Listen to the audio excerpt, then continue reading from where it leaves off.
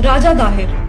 हम में से शायद ही कोई सिंध के इस महान योद्धा और शूरवीर के बारे में जानता होगा, क्योंकि वामपंथियों द्वारा लिखे गए हमारे इतिहास में ऐसे वीर सपूतों को वो स्थान नहीं मिल पाया जिसके वह हकदार थे। राजा दाहिर 8वीं सदी में सिंध के महान शासक थे। जी हाँ, वही सिंध जो आज पाकिस्तान का हिस्सा है, लेकिन कभी ये भारत का अभिन्न अंग हुआ करता था। इसी सिंध की वजह से भारत का नाम हिंद या हिंदुस्तान पड़ा। चक्रवर्ती महाराज दशरथ की पत्नी केकई भी इसी सिंध से थी। ऐसे में सिंध का भारतीय संस्कृति से पुराना नाता रहा है।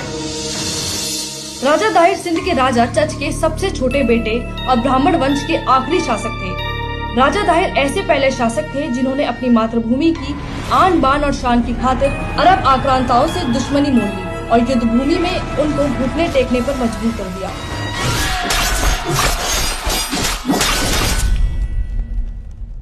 ये राजा दाहिर ही थे जिन्होंने अपराजयी समझने वाली अरब की खलीफा सेना को 14 बार घुटने टेकने पर मजबूर कर दिया।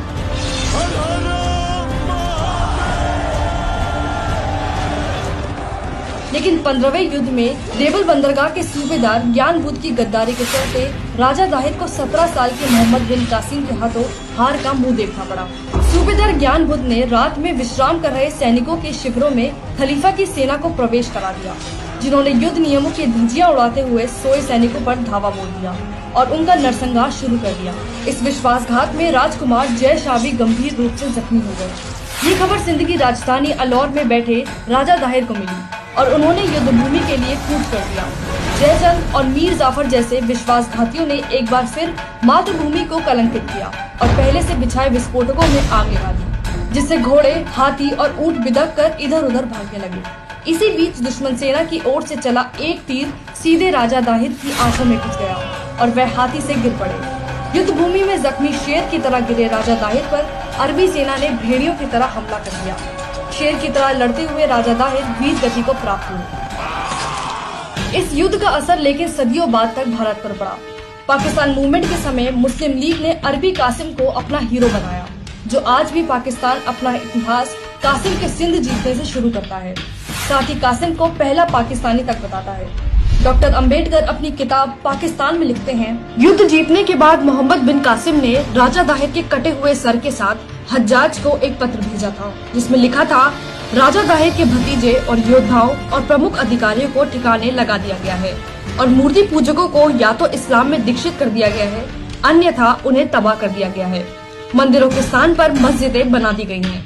इस पत्र के जवाब में हज्जाज ने कासिम को लिखा, मूर्ति पूजकों से कोई रियायत ना बरती जाए।